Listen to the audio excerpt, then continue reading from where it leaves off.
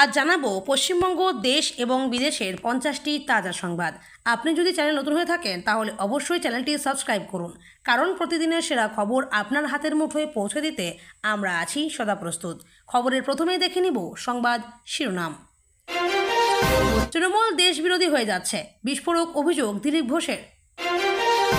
পশ্চিমবঙ্গে এসআইআর না হলে নির্বাচন করতে দেব না, আগুন জ্বলবে দিল্লির বুকে, হুঙ্কার বিজেপি বিধায়কের। প্রধান শিক্ষকের ঝুলন্ত দেহ উদ্ধারের শোরগোল, 35 লাখের জন্য চাপ দিচ্ছিল, স্ত্রীর সন্দেহ স্কুলের দিকেই। চ্যালেঞ্জ করেও লাভ হলো না, হাইকোর্টের রায় বহাল, সুপ্রিম কোর্টেও ধাক্কা খেল রাজ্য। মমতার কাছ থেকে বাংলা বাঙালি শিখতে হবে, খালা বলে কড়া ভাষায় আক্রমণ শুভেন্দুর। তমলুকের তৃণমূল নেতার কান ধরে উঠবোস, শুনেই যা বলে ফেললেন শুভেন্দু। পশ্চিমবঙ্গে মোদির ধারাবাহিক সভার কর্মসূচি স্থগিত করে দিল বিজেপি, দিনক্ষণ চূড়ান্ত হয়েও বাতিল হলো রানাঘাটের জনসভা। শুধু তৃণমূল নয়, এবার এসএসসির দাগি অযোগ্যের তালিকায় বিজেপি নেতার ছেলের নাম। মন্দির মূর্তি ভাঙচুর, রেকর্ড অত্যাচার হিন্দুদের, মুখ বাঁচাতে ইউনুসের বাংলাদেশে দুর্গাপূজায় বড় আপডেট। আসল সত্যির সামনে, ডিটেনশন ক্যাম্প থেকে কারা পাবেন রেহাই, কাদের জন্য ডেডলাইন 2024 সালের 31শে ডিসেম্বর। রাজ্য নিজেই বলছে আমরা চোর, ভূভারতে কোথাও এমন দৃশ্য দেখেননি সুকান্ত। বিজেপির সঙ্গে জোটের জল্পনার মাঝেই মমতা বন্দ্যোপাধ্যায়ের বিরুদ্ধে বিস্ফোরক অধীর চৌধুরী। সবার চোখ ডিটেনশন ক্যাম্পের দিকে, হঠাৎ সিএএ নিয়ে কেন্দ্রের বড় ঘোষণা, 10 বছর মেয়াদ বাড়ানো হলো।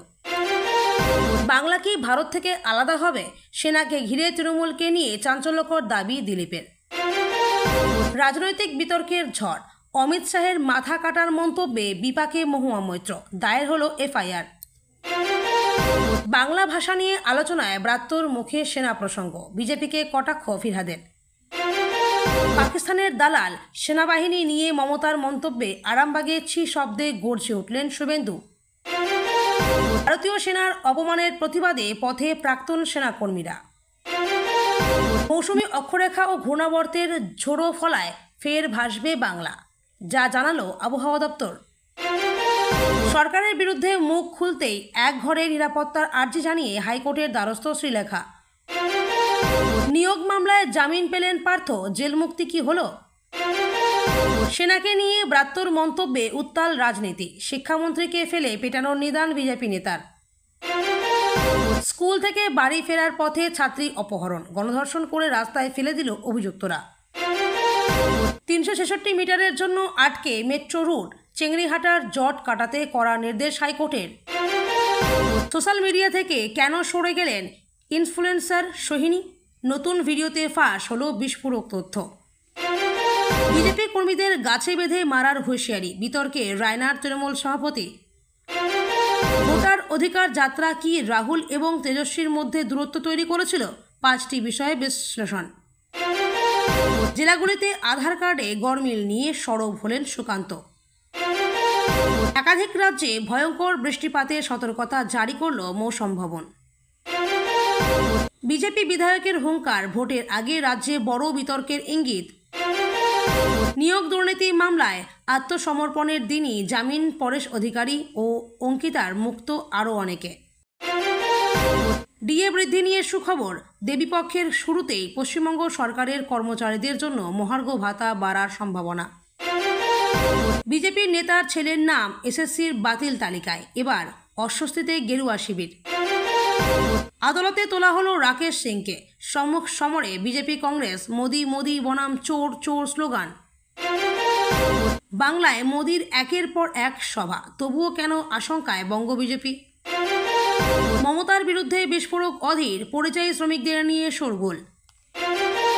দিদির নেতৃত্বে সিভিকদের চীন পাকিস্তান বর্ডারে ছেড়ে দাও, সেনা লাগবে না, মমতাকে কটাক্ষ অধীরের।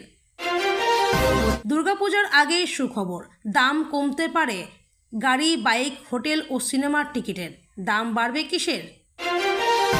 চাকরি বাতিলের প্রতিবাদে এবার বিধানসভায় স্পেশাল অধিবেশন চান চাকরিহারারা। মহুয়ার এক মন্তব্যে ফুঁসছে মতুয়া সমাজ, ক্ষুব্ধ মমতা বালার সংগঠন।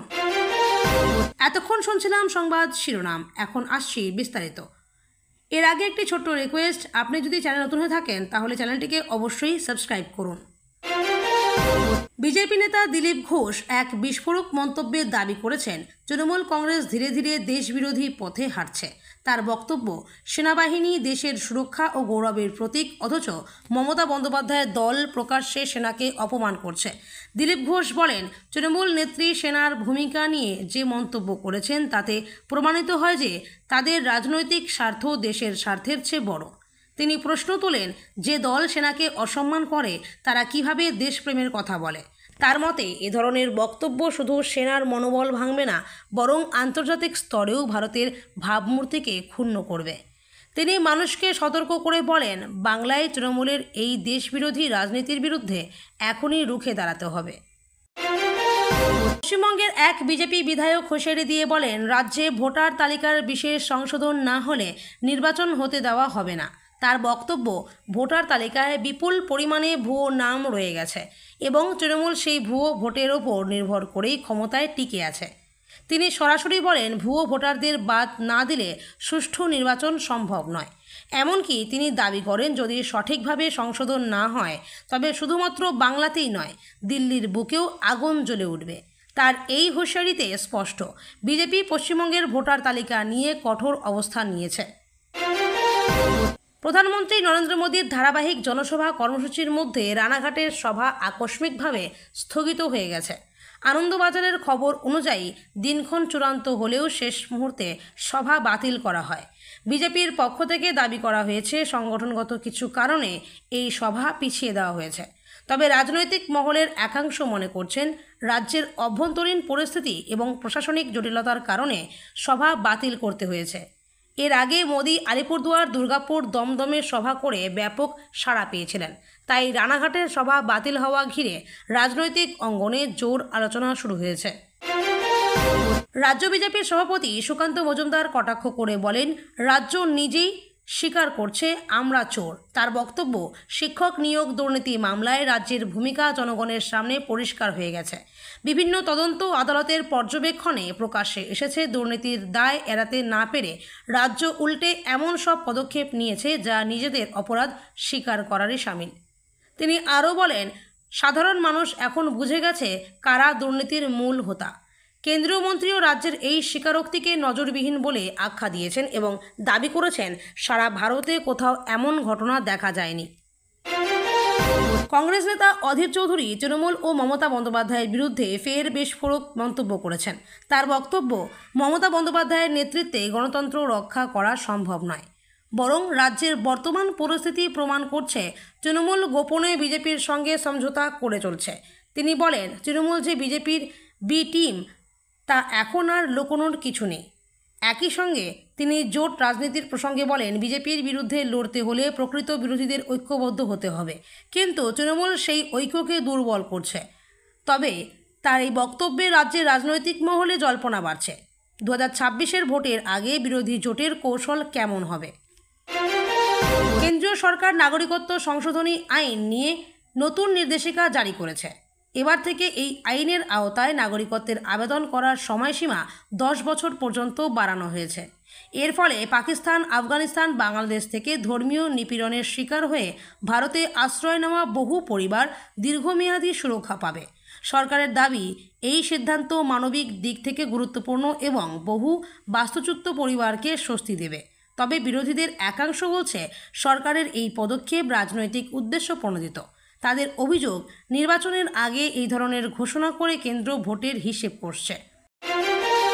শুভেন্দু অধিকারী আরামবাগে এক জনসভায় বক্তব্য রাখতে গিয়ে মমতা বন্দ্যোপাধ্যায়ের দলকে কটাক্ষ করে বলেন, তৃণমূল আসলে পাকিস্তানের দালাল। তার অভিযোগ, সেনাবাহিনী নিয়ে মুখ্যমন্ত্রী যেভাবে মন্তব্য করেছেন তা দেশের মর্যাদাকে হেয় করছে। শুভেন্দুর বক্তব্য চলাকালীন সভায় উপস্থিত জনতা একযোগে ছি ছি বলে স্লোগান তুলতে শুরু করে। তিনি আরও বলেন, যে সরকার সেনাকে অসম্মান করে তাদের আর বাংলার মানুষের শাসনে থাকার অধিকার নেই। এই মন্তব্য ঘিরে রাজ্য রাজনীতিতে নতুন বিতর্ক শুরু হয়েছে। আবহাওয়া দপ্তরের পূর্বাভাস অনুযায়ী মৌসুমি অক্ষরেখা ও ঘূর্ণাবর্তের প্রভাবে ফের বাংলায় ভারী বৃষ্টির সম্ভাবনা তৈরি হয়েছে। বিশেষ করে দক্ষিণবঙ্গের উত্তর ও পশ্চিম জেলাগুলোতে প্রবল বৃষ্টিপাত হতে পারে। কলকাতা সহ শহরতলিতে জলজটের আশঙ্কা রয়েছে।